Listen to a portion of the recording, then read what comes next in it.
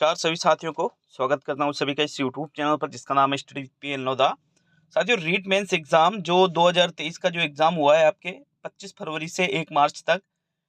देखो, इस एग्जाम के लिए आपने जो विज्ञप्ति के समय जो फॉर्म डाला था, तो उस फॉर्म में किसी के भी, ठीक है, किसी के भी कोई त्रुटि रह गई है, इसके संबंध में अधीनस्थ बोर्ड ने, जो राजस्थान कर्मचारी चयन बोर्ड है, इसने साथियों संशोधन के लिए अंतिम अवसर आपको प्रदान किया है। देखो, इस बार जो कट ऑफ है बहुत कम रहने वाली है, और भर्तियों के मुकाबले और जो एग्जाम हुए हैं थर्ड ग्रेड के उसके मुकाबले साथियों। तो क्या क्या संशोधन आप करवा सकते हो, कहीं कोई त्रुटि आपने भी तो नहीं कर रखी है। अंतिम अवसर है, इसके बाद किसी भी प्रकार का अवसर देय नहीं होगा साथियों। तो वीडियो को पूरा देख करके जाइएगा। जिनके भी 70 से अधिक नंबर है वो एक बार अपने फॉर्म को जरूर चेक कर लेना साथियों। तो चलिए शुरू करेंगे आज के इस वीडियो को। देख लेते हैं कि भाई जो राजस्थान कर्मचारी चयन बोर्ड जयपुर है, इसके द्वारा क्या क्या संशोधन करवाया जा रहा है वर्तमान में। तो चलिए शुरू करेंगे आज के इस वीडियो को। साथियों, राजस्थान कर्मचारी चयन बोर्ड के द्वारा दिनांक 2/3/2023 मतलब 2 मार्च को ही, मतलब कल एक नोटिफिकेशन जारी किया गया है। कार्यालय आदेश से एक जारी किया गया है प्राथमिक एवं उच्च प्राथमिक विद्यालय अध्यापक सीधी भर्ती 2022 के संबंध में। देखो, ये जो भर्ती है ये 2022 की है, इसका भले ही पेपर 2023 में हुआ हो। देखो, इसमें आया क्या है कि बोर्ड द्वारा प्रारंभिक शिक्षा विभाग राजस्थान के लिए अध्यापक लेवल प्रथम एवं लेवल द्वितीय के कुल 48,000 पदों पर भर्ती हेतु विज्ञापन संख्या 12/2022 क्रमांक 1205 दिनांक 16/12/2022 के द्वारा प्राथमिक विद्यालय अध्यापक सामान्य विशेष शिक्षा लेवल प्रथम कक्षा 1 से 5 तक सीधी भर्ती परीक्षा 2022 एवं विज्ञापन संख्या 13/2022 क्रमांक 12/13 दिनांक 16/12/2022 द्वारा उच्च प्राथमिक विद्यालय अध्यापक सामान्य एवं विशेष शिक्षा लेवल द्वितीय कक्षा 6 से 8 तक सीधी भर्ती परीक्षा 2022 के विज्ञापन जारी किए गए थे। अब ये जो विज्ञापन मतलब नोटिफिकेशन जो जारी किए गए थे, तो उक्त पदों पर बोर्ड द्वारा दिनांक 25/2/2023 से दिनांक 1/3/2023 मतलब 25 फरवरी से 1 मार्च 2023 तक लेवल प्रथम की एग्जाम हुई थी, ठीक है, और लेवल द्वितीय की एग्जाम हुई थी। तो साथियों, ये जो परीक्षाएं आयोजित करवाई गई थी इस भर्ती में ऑनलाइन आवेदन में संशोधन करने हेतु दिनांक 3/3/2023 से लेकर के 12/3/2023 11:59 बजे तक, मतलब सीधी सी बात है, दिनांक 3 मार्च 2023 से लेकर के 12 मार्च 2023 तक लगभग आपके पास 9 दिन है साथियों।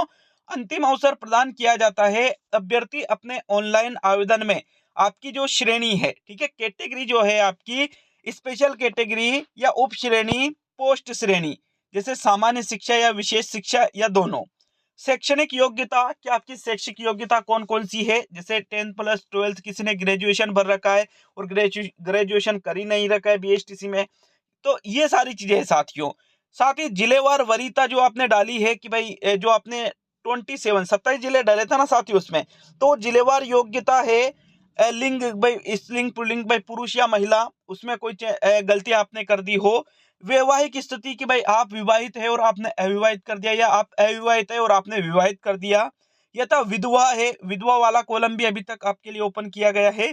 परित्यक्ता है साथियों आदि में निर्धारित रुपए 300 रुपए का शुल्क ऑनलाइन भुगतान एवं संशोधन कर सकेंगे। तो देखो, मात्र यहाँ पर 300 रुपए की एक रसीद कटेगी, जिसमें ये जितने भी कॉलम हैं इन सभी में आप संशोधन कर सकते हो। इसके अलावा भी साथियों, आवेदक का स्वयं का नाम है, उसमें कोई स्पेलिंग में कोई वर्ड की त्रुटि हुई है, माता पिता के नाम में कोई त्रुटि हो गई है, या फिर रीट परीक्षा लेवल परीक्षा वर्ष रोल नंबर विषय पते फोटो एवं हस्ताक्षर इत्यादि में संशोधन नहीं कर सकेंगे। तो ये कुछ चीजें हैं जिनमें आप कोई संशोधन नहीं कर सकेंगे।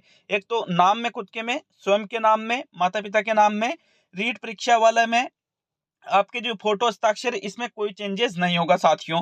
आवेदक के नाम, आवेदक के माता पिता के नाम, पते, फोटो एवं हस्ताक्षर में त्रुटिपूर्ण सूचनाओं के संशोधन हेतु चयन होने की स्थिति में दस्तावेज सत्यापन के समय ही विचार किया जाएगा।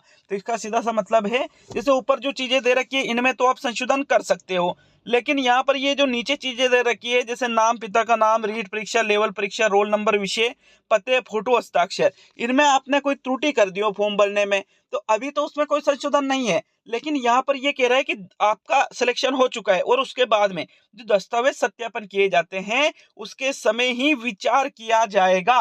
मतलब विचार किया जाएगा, इसका सीधा सा मतलब ये निकलता है कि अगर आपसे कोई गलती से, ठीक है, गलती से साथियों कोई स्पेलिंग मिस्टेक नाम पते में आपके हो चुकी है, तो कहीं ना कहीं अगर आपके पास सही प्रूफ है, ठीक है, ओरिजिनल प्रूफ है और आप गलत नहीं हो, तो फिर आपके ऊपर विचार किया जाएगा कि भाई ठीक है, कोई बात नहीं, गलती हो चुकी, तो या तो आपको फिर कोई प्रमाण पत्र वगैरह देना होगा, या आपको साथियों बिल्कुल ऑफिशियल तरीके से उनको बताना होगा। तो आपको ऊपर जो आपने जो गलती की है उसको निश्चित रूप से संशोधित कर दिया जाएगा, मेरे हिसाब से बता रहा हूँ।